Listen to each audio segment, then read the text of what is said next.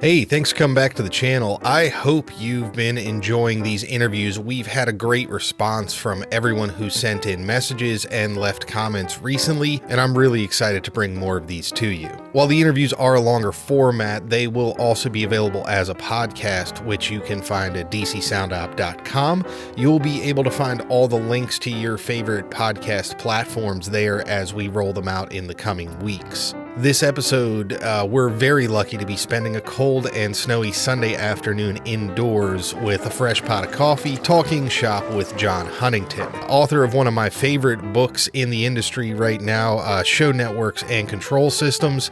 John is not only an author, but also a longtime educator. He serves as professor of entertainment technology at New York City's College of Technology, City Tech, has taught as a visiting professor at the Yale School of Drama for 14 years, along with teaching sound design at NYU. He has worked as a sound engineer for the Metropolitan Opera House, the Tribeca Film Festival, and countless other productions as a Local 1 union member in New York City. It is a real pleasure to get to share this conversation with you, so please welcome to the channel, Mr. John Huntington.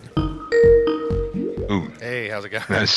For streaming, I plugged a hardwired connection in, and when I jiggled the laptop, I jiggled the connection out. Yeah, how are things going in New York today? You guys getting a little bit of this good weather we're getting down here? Yeah, it's been all rainy, and it started raining overnight, and it's been, I think right now it's kind of foggy and misty out there, so. I know you're a storm chaser as well. Have you been doing any more of that this year? No, it's a little early in the season. I was watching, there was tornadoes yesterday down in Mississippi, actually killed somebody, unfortunately, but I was watching all that on radar and everything, but kind of like, oh, I'm ready to get out there, but we're waiting, the main season's later, like April, May, out into the plains and stuff.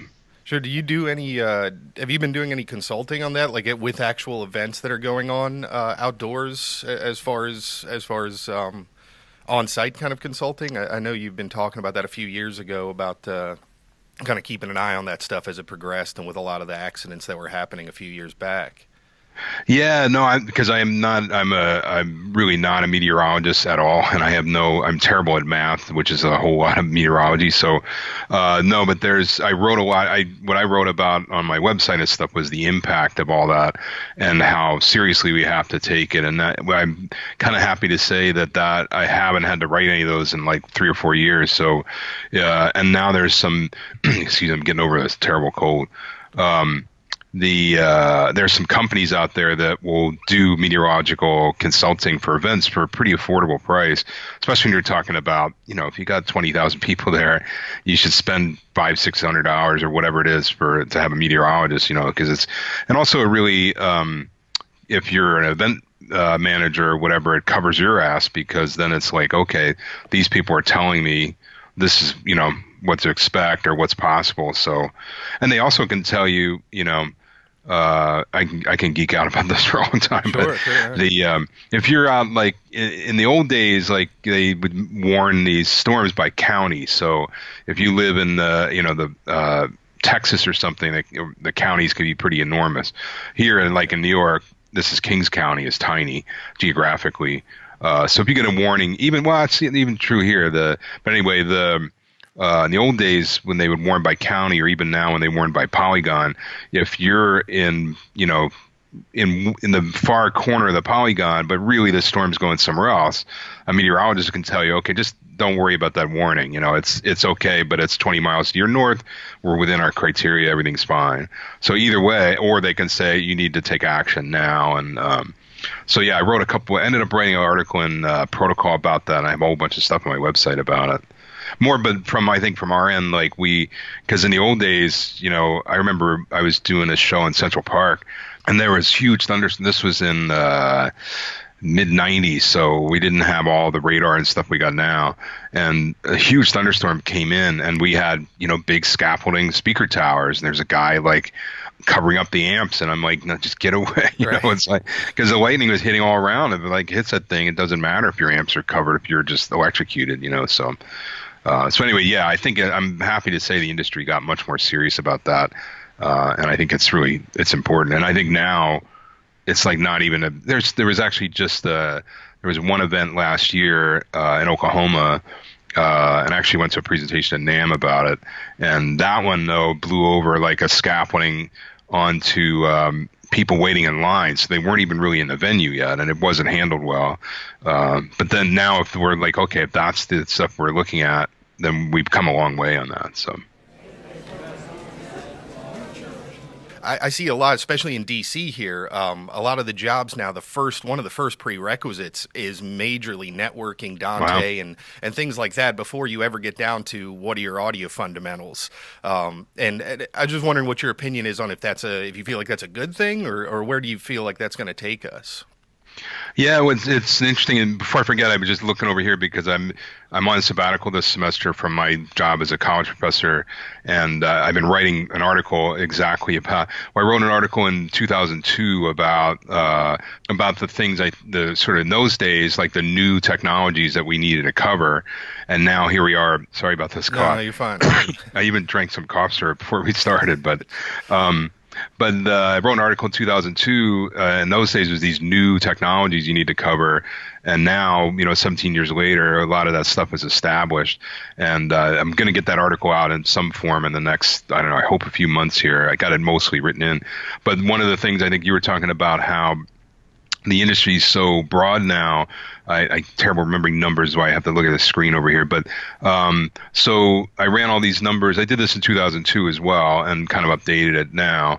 So all of theater, which is like Broadway, was about, talking about box office revenues, was about 1.7 billion at home and 1.4 on the road, which is a lot. But then I just ran like a, back of the envelope calculation. Like Disney, just in Orlando, not even counting California, gets about 50 million people a year, and that's $5 billion at about $100 ticket price. Wow. So that, to Disney alone at that one site grosses more than all of theater in the United States. I think I forgot the numbers. That's why I'm a writer. But the other number was not-for-profits, about $1.5 billion. And then the concert touring last year was $10.4 billion worldwide. And, the top grossing tours are all like $400 million. So anyway, and then the events industry, this is a harder one to get, but I found one company that estimated the business-to-business event industry was $30 billion. Wow. So, and this is what I'm writing about in the article, is that I think from the training perspective, all that training has traditionally been theatrically based, and theater is a great way to learn this stuff. But in the bigger picture now, a lot of the theater, conservatory theater programs aren't dealing with these technologies even now, 15, 20 years after I wrote this article. So, and that's what I'm talking about with that. But I think, I think networking in particular is just an inevitability in audio now. It's not something we even have a choice about anymore. There's two major standards that have been in existence. The first one was ABB. The newer one, this is a long time ago now, is Dante. It's evolved to the point now that most of the big speaker manufacturers in our industry, Meyer, L Acoustics, I think D&B, I just have to go look at the list. But anyway, they are all been basing their systems mostly around ABB, although actually I think all three of those companies are Dante licensees. Meyer doesn't publicize that, but and they are now working together on an effort, which I should have looked up before we started, but to fix a lot of the problems in ABB to make it sort of interoperable. And so I've written, I think, about 10,000 words in my blog about this. And I thought I was a big supporter of ABB when it started, but I kind of feel like in the meantime, while they're getting it together, Dante came along and kind of has surpassed everything. So it's really all over the place now. There's still some of the console manufacturers don't really deal with it, but in the larger point, so I've been teaching Dante based on the idea that, number one, it's everywhere. They got hundreds of licensees now, and there's thousands or tens of thousands of devices out there. But the other part of it is, even if Dante went away tomorrow, something else is going to pop up. We're going to continue to do something with networking and audio, because just think of the cost of a snake, much less a split rack and all the other stuff you need. You can replace all that with one stage box and a couple Cat 5 cables, it's just cost-wise, it's not going to be possible to, hold on to the old ways here. And at the school, we had a Yamaha PM5D, and these numbers are all very approximate, but it was about 50 grand new, 10 or 12 years ago. Sure. And we got a CL5, 3 or 4 years ago that even with the stage box is about like 30,000. And a lot of that is just because, this cost just keeps coming down, and that console system is completely based around Dante. So once Yamaha, made that as their sort of backbone, then in the live industry anyway, it's like, okay, it's here. You have to deal with it whether you like it or not, And I think I sort of feel like, to me, it's sort of lucky that, when I got out of school, sound was 100% analog, and I have a very digital brain and not analog. I was just talking about like math and equations and stuff, very difficult for me, but logic and systems and that kind of stuff comes very easily to me. So I've been, I did a lot of sound in college, but then I really went off into the lighting world and control systems. All that was always fascinating to me. And then all of a sudden, it all kind of converged back together. So all of a sudden, this networking thing came back into audio, and then over that time, audio went totally digital. Sort of, except for the last, little part of it. So in that time, it just sort of, I got lucky for me that it came into my, the way I think, it all sort of converged on that. But I feel for people, I teach the audio networking classes to stagehands and stuff. And some people that, I've been doing it a long time and really weren't interested in networking or digital, whatever. And all of a sudden it's like, sorry, you got to deal with it because this is where we are today. So I think for anybody coming up, you still got to have all the fundamentals, audio. And I think also, you should get some, especially these days, get some video, get some lighting. You should know how to use a saw and a screw gun and all that kind of stuff as well, because as you know, we need all this. You can't just float a speaker in the air. You got to put it up there safely somehow, and rigging, of course. But then in the newer stuff that's not so traditionally taught, really, I think networking will underlies all this. And it also applies, the good thing is, Dante will set IP addresses automatically, but it still has IP addresses. You still have to at least understand that concept. It's gotten a lot easier to deal with. But if you learn something about networking for sound, then you go over to the video department, the network is the same. Maybe they have bigger bandwidth concerns or whatever they're doing, but an IP address is the same in every department. Networks may not be connected, but those basic ideas are shared across everything. So the more you learn about it, the better, the more marketable you're going to be. This video is made possible in part by our good friends at Electro Sound Systems. Check out all the action over on their YouTube channel.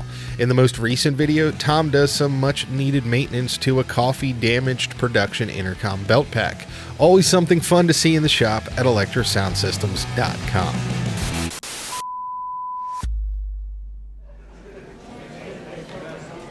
Since you've gotten the CL5 at City Tech, have you expanded the Dante network in the last few years at all? Or is it still basically a console and a stage box? Or are you doing anything unusual with it now that you've had it for a while?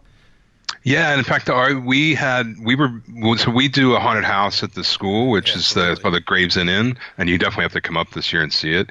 The last couple of years, this year we had over 6,000 people came through, so it's evolved from this little thing. I can't even believe it. We've done it for 20 years now, and it started with this little thing. Oh, we'll plug some stuff on the shelf, give the students a cool project, and have a good time. And now it's this insane thing that we ran this year 7 days in a row, and there's no downtime anymore on the system. But that thing for, I can't even remember, 6 or 7 maybe longer years has been all based on Dante, even before we had the CL5, in fact. And the reason for us is we have to run audio all over our building, and it's not a big building, but still, running a big multi-core through a 2-foot thick brick wall and down to the basement to run some speakers is a pain, and so it's been so long, but 6 or 7 years ago, we ran permanent Cat 5 installations to all these spots, and now we just plug in, we make, it's a little bit of overkill for what it is, but it's part of, because I'm there, I wanted to kind of learn and teach this stuff, so we built a big managed network throughout our building that carries all the audio, video control, lighting, And then the sensors, all that is all one big network. So with that, we're able to cut out I don't know, thousands of feet of cable by doing it. So it's not necessarily the way I would do it for every situation, but for us, it worked well. And for us, the less cable we got to run, the better, because we had, I think it's 60 or 70, maybe we're closer to 80 or 90. Like we had, I don't know, we had a whole lot of students, at least more than 75, something like that, working on this project and managing that. We start like in August and then just barely get it up in time for October. So managing all that is a task. So anything we can simplify is good. And then I think the whole, audio, we were using some proprietary stuff prior to Dante for some of those things, like some SoundWeb point-to-point connection. We're like, wow, look, we can get 8 channels on a Cat5. That's probably 10 or 12 years ago. And then we kind of eased over into Dante, and then now we're kind of reliant. And the great thing is, really, you have to do some configuration, just some dip switches and whatnot on the various pieces. But once we got the thing running, the last couple of years has been absolutely rock solid. So. If you've made it this far, congratulations. Leave a comment below the video and you'll be entered to win a copy of John's latest version of Show Networks and Control Systems. Thanks for sticking around. That's something I want to bring up for sure, is that it's getting more and more common, especially in the corporate AV world here in DC, and then working with folks that come in out of town to put on big, elaborate corporate shows. It's getting very common for us to deal on a day-to-day basis with networking and things like setting up a Dante network with some control for maybe wireless Workbench or something like that going alongside. But show control, as you define it, and as you're talking about it here, is when you start connecting multiple systems like that together to control each other and fire off cues, and that's taking it to the next level. Do you see with like products like QLab, do you see a future where that kind of integration becomes more common on the kind of throw and go one day, 2 day kind of things? Yeah, it's interesting that I've done some sound systems here for there's YouTube does this thing called a brandcast where they play all their videos, and they have Snoop Dogg and whoever comes in, gets their advertisers excited. So I designed a sound system for that. They moved to Radio City the last couple of years. It has a great sound system, so they haven't needed me. But prior to that, I did that a couple times. And what you see, what they pulled off for a one-day show is just astonishing. Not even one day, one time, 90-minute show. And in that case, that one had, the last one I did had moving video screens and all this insane stuff. And in that world, it seems pretty much like the extent of the show control is more like time code. So in that case, you've got Bruno Mars comes out, they play a track, so they pre-program the lighting, based on time code, and that sort of fires it off. So the nice thing about that, so the larger question, or the larger issue is, and I've been writing about this for a long time, all this show control and interactivity stuff is great, but it takes a lot of time to work it out. So if you're building a theme park, or you're doing a show that's going to run for 5 years, it's worth the investment of time, because then you can get this thing over and over and over exactly the way you want it. But if you're doing a one-off thing, is it worth the investment of time into that? For that benefit. And it's funny because I just, like the other day, and I'll send you the video, but I saw an interview with the lighting designer for Humphreys McGee, which is a kind of jam band, but very intricate stuff that they play, and they have a video of him operating a Grand MA with you can see the lighting sort of inset on the back, and it's like unbelievable how accurate this guy, and you're like, well, this guy doesn't need time code at all, and he can't use it because they go into a section of the song where it's completely improvised, so the time code is not going to, you could roll it up to there. But if you're doing, a pop act that's playing the track anyway, and why not throw it on time code and do it that way? But I would say, and it's sort of interesting, this is a thing I haven't developed yet, but one of the other ideas I'm working on when I get a couple other articles written is when I first wrote my book in the mid-90s, it seemed like show control and all this integration was going to be sort of a new thing where it all comes together And to me, the ultimate objective back then was sort of to hand the control back to the performers. So it's like, why are they chasing a clock when we can chase them? So that was sort of the way it looked like in those days. And there were some shows that were happening around then. It was like, oh, this is the new way to do it. But now, the time code and lockdown timing kind of stuff is just ubiquitous now. And this is one of the things I want to go interview some music directors and performers and stuff and say, because it's one of these things, we have the technology. If the, I wrote at school with my colleague a way to take data time watch out video, timeline-based server system, and servo it based on a conductor conducting an orchestra. So we did that more than 10 years ago, kind of put the word out. Nobody cares, right? So it was cool. But so we did that just cobbling together without even really writing any custom software, just did it in MediaOne Manager. It's certainly possible now, but nobody seems interested in it. They seem perfectly happy with locking the track down and doing it that way. So it's kind of a larger question of, does the sort of interactive nature of it doesn't seem to matter that much. But show control, again, like you said, by my definition, is just connecting two or more systems together. So it could be, interactive sensors from the performer triggering everything, or it could be, hey, we're running time code from this track into the lighting console. That's also show control. It's just making them work together. So the definition of show control is kind of broad in that way. And then I think apart from that is the idea of networking, because like you just said, you're running like Dante, but then you also need, wireless Workbench or something, or whatever you need to control stuff. And that's sort of a trivial load on the network to do it. But if you already ran, a fiber optic cable from front of house to backstage, like it's no big deal to piggyback that in there. So that sort of connectivity, which is not show control, is also really kind of common. I think actually this all led to, I just updated the book in late 2017, 17. And the previous edition was 5 years before that. On that one, I was actually on the plane coming back from Infocom, and I was working on the book and I'm thinking about it. And my cat's about to come visit, so cool. It's your show, everybody. There's Popsicle. So you can see, you're going to see her tail in there, I think. Now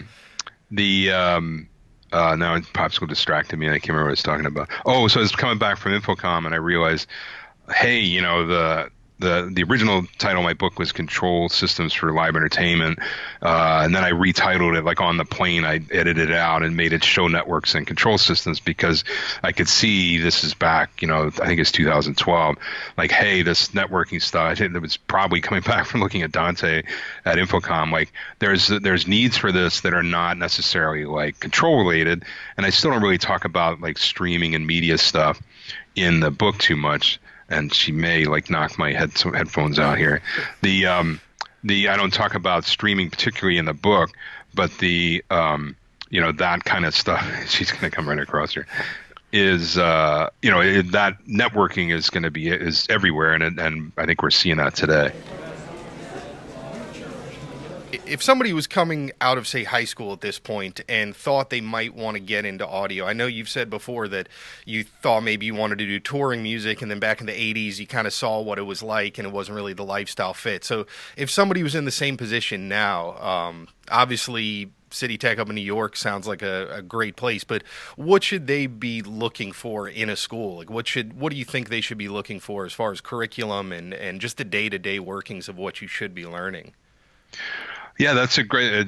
I literally was editing an article talking about that yesterday. So and again, I can refer back. I'll send you the link for it. But I wrote this article in 2002 about like here's what I think are the things that weren't really being taught in like traditional theater schools that should be taught to address the broader market. And I used the example of a Britney Spears show back then. And now I would if you like, there's a Taylor Swift show right now on Netflix that's just like unbelievable.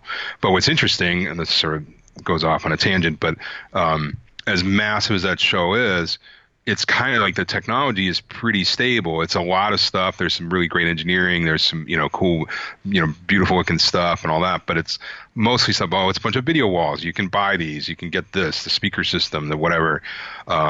And I'm not going on forever about that, which I can tend to do. But the other thing I'm comparing, I'm actually going up the end of this week to Bridgeport to see the Marvel Universe live show, which I saw once out in Tulsa years ago, and then I actually saw it again in here in Brooklyn a couple years ago.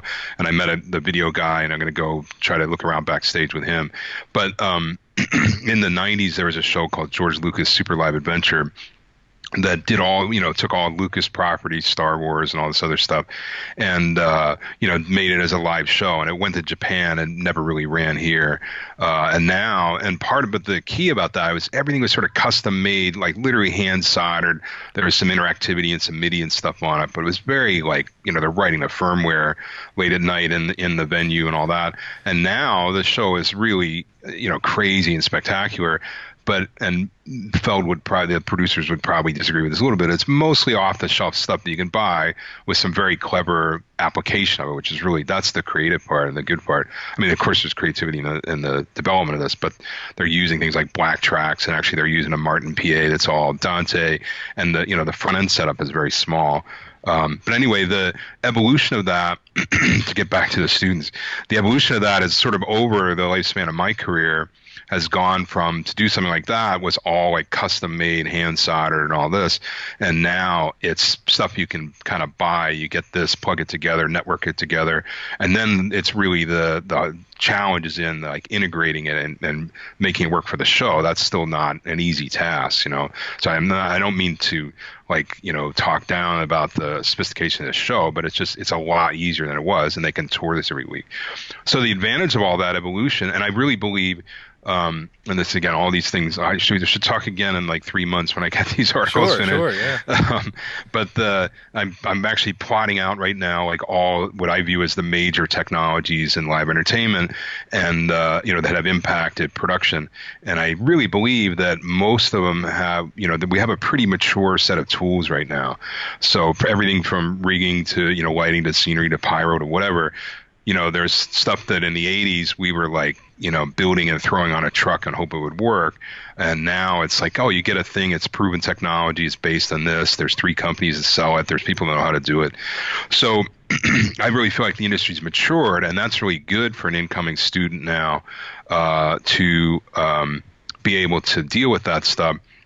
Because there are places you can learn it. And the other really good thing that's happened, if you can't, come to New York and go to my school or whatever, and you go wherever, and that school doesn't offer whatever it is that you want, there's a lot of ways to get it now that didn't exist back in the 80s. So I actually have from my website, I have free video lectures for that, and I've made a version of those for the USITT is doing this Innova thing and ESTA, and that's if you want to use this for your certification training, you have to take it through them, and you get some money. I get a couple bucks, but it mostly goes into for USIT and ESTA, which is great. So there's things like that. There's training classes, all this stuff all over the place. And then again, I think the foundation is still really important. If you want to do sound, like you still need to know, mic technique, cabling, how to coil a cable. All the basic stuff is still there. But then I think you're going to have to dig into this. But on the other hand, I think it's gotten a little bit easier because we're sort of integrating a lot of this stuff now, where if you know something about electronics, that's fantastic, right? But it's really today we're really integrating things at a sort of higher level. And if you had to choose between transistor circuits and networking, I would probably choose networking in that way. Sure. It'd be great to know about transistors and you certainly should know how to solder and those kind of things. But we're at the stage now where you can just get a thing that does that and plug it in and learn how to use it, but you might have to configure an IP address and that kind of stuff. But, even when I got out of school, there weren't any digital consoles. I graduated in 85. So, those didn't exist, so you had to really know a lot of analog kind of electronic stuff to really be able to do anything more than, you know, move some faders and plug some stuff together. And back then they hadn't even standardized on pin 2 and pin 3 high, right. You know, on XLR. Still debating that one, huh? Yeah, when I was working at Metron Opera in the 90s, you know, we went through and every piece of gear and like had to flip this one and flip that one and make a telescoping shield and all that. But that's all solved now. You know, that's an AES standard, like how you interconnect that. And then also another really interesting sort of upside of Dante and or whatever digital network you're using, with ABB or MADI or something like that. There's no ground loops. They're just gone. Yeah. You know, if you're running it over some isolated digital thing to the video truck or the projectionist or whatever it is, there is no ground loop. You know, that's a big change, and that's like kind of subtly, it's sort of creeping in. Like, this is again the benefits of this stuff. So I guess as a student, I think, yeah, look around. I personally think, you know, there's some very good, sort of all the most prestigious schools you can find are still theater conservatories. And there are some good ones that are really kind of addressing these modern technologies. But I'm not sure if these days that sort of, and this is nothing new. I wrote this in 2002, but it's all in my head because I'm updating this article. That I don't really think, if you're really a really technically inclined person, conservatory approach is probably not the best thing anymore. You certainly need some experience on shows and all that, but I don't know if sitting in a, you know, tech rehearsal for 3 weeks is really gonna learn as much as if you were able to go plug some computers together and figure out some IP addresses, or, you know, learn how to run the CNC router or whatever it is. You know, those things are all important. But we have students, our students are very non-traditional.